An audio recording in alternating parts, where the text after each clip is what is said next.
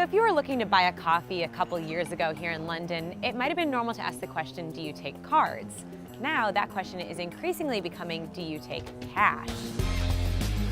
We probably have customers here now that don't even know we don't accept cash because they just tap their card and go. Ross Brown stopped accepting cash at his London cafe more than a year ago after a trip to Sweden, where he said paper money was nowhere to be found. Have you noticed any change in business since you stopped accepting cash? If anything, it's been great for our business. We found that the time it takes to count the cash, go to the bank, understand, oh, you know, are we £4 up, £3 down, where's this money gone? It wasn't an effective use of time. Browns of Broccoli is among a growing number of small businesses in London that are choosing to ditch cash. A recent report found the UK is the third most likely country in the world to go cashless, after Canada and Sweden. British consumers are more likely to pay with debit cards than cash for the first time ever this year. So it's not even an option to use cash on London's buses, but they will gladly accept contactless payments on your smartphone.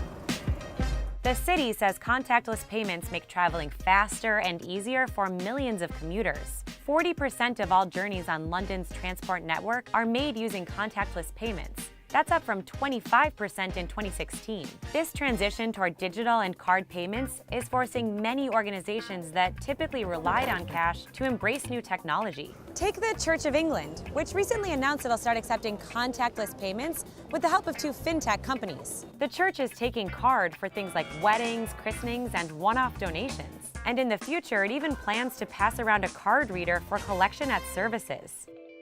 One business that would miss out in a cashless society, the people who make these things, ATMs. Graham Mott is head of strategy at Link, which connects 70,000 ATMs around the UK. ATMs are still very, very important to people. And there's quite a lot of people who rely on cash a lot. There's about 2.7 million who basically pay everything in cash. All the time. All the time. Research suggests many of those 2.7 million people are elderly or low income. The transition to a cashless society could be especially difficult for occupations like builders, gardeners, or nannies that rely on cash payments and tips.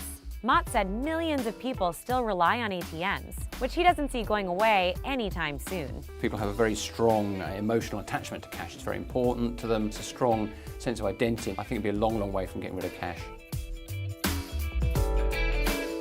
Hey everyone, it's Elizabeth. Thanks so much for watching. Be sure to check out more of our videos over here. We're also always taking your suggestions for future ideas, so leave those in the comment section and be sure to subscribe to our channel. Bye for now.